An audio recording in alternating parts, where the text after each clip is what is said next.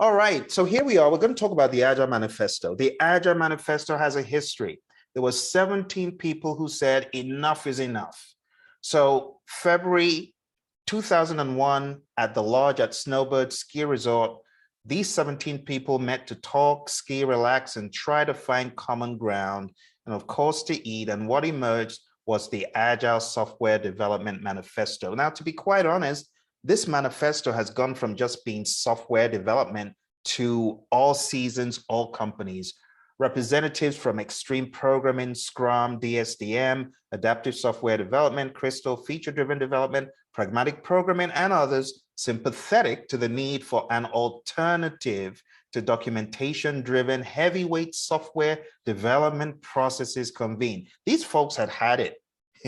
They'd had enough, and they're like, there's got to be a better mousetrap. Let's convene, let's talk about it, and let's come up with a better way of working. And my goodness, did they come up with a better way of working? Let's take a look at what they came up with. They came up with a manifesto that changes the way people think about work.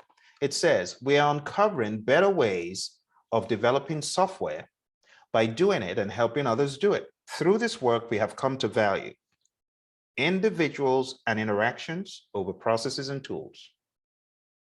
Now think about the first few words. Let's hone in on those because some people read this incorrectly.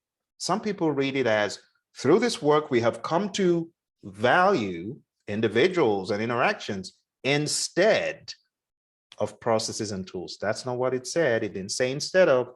It said individuals and interactions over processes and tools. Value people more than processes and tools.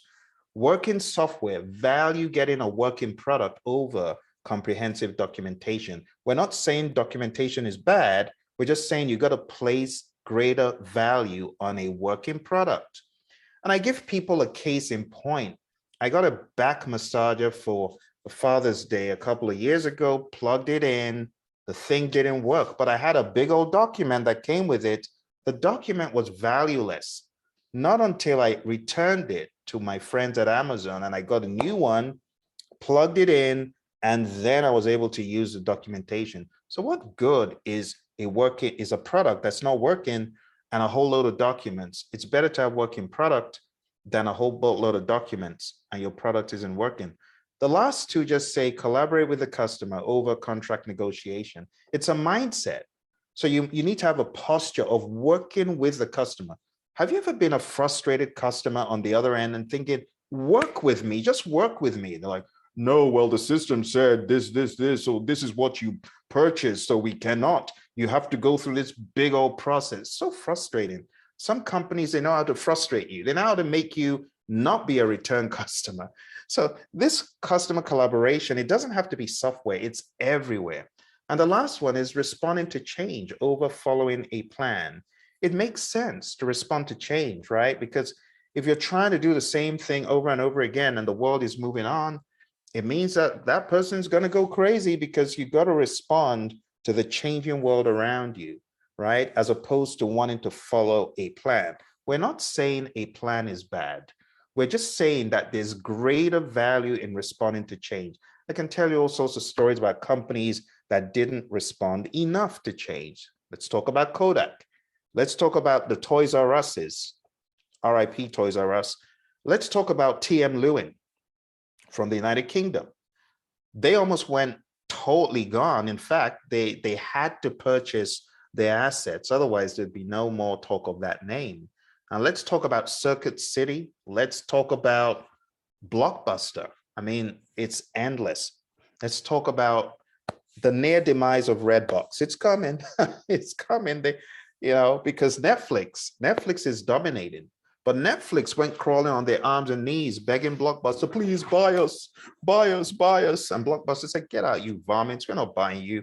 What happened at the end of the day? The one who responded to change, Netflix, is a king of the hill. Hollywood is now on their arms and knees begging Netflix. So it just shows you the companies, the individuals, the entities that respond to change, they're much better off. Now let's go into the principles, the 12 principles of the manifesto. Principle number one, we follow these principles. Our highest priority is to satisfy the customer through early and continuous delivery of valuable software. You know that feeling when you turn on your phone, there's an update to your favorite app. If you're a gamer and you got these cool new features, I used to play a lot of Angry Birds. I delighted at the new releases, right? That's what they're talking about. Welcome changing requirements, even late in development. Agile processes harness change for the customer's competitive advantage. So instead of grumbling, this dumb customer asking me for changes again, just be happy that you have an opportunity to help them be competitive, because they're going to harness that change for their advantage and deliver working software frequently from a couple of weeks to a couple of months with a preference to shorter time scale. So this is not saying take a couple of months for an iteration. No, no, no. It said deliver. So we're not talking about iterations for doing work. Those, we want to keep them 4 weeks or less. But this is talking about delivery, because you know, you don't always have to deliver at the end of every iteration. You have a working product, potentially shippable, but you don't have to release every iteration. Instead, you release in releases. So they're saying have a shorter time scale, couple of weeks or a couple of months for delivery. And the reason is technology is always changing around you. Next one says business people and developers must work together daily throughout the project. And that just means work with the business, work with the product owner in understanding what needs to be done.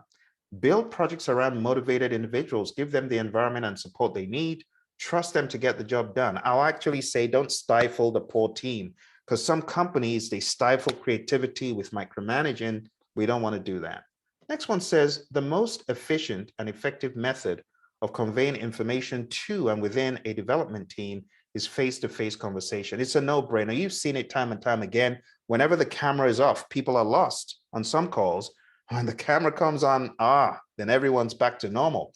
Or maybe you've tried communicating without turning on the camera and you're not really sure. You're like, was that an insult? You really don't know until you see the person looking meek and mild. They didn't mean any harm. So Professor Emeritus Albert Morabian has proven this in his UCLA experiments. When you communicate, 55% is the body language, 38% is the tone of voice, and only 7% is the word. So it's been proven.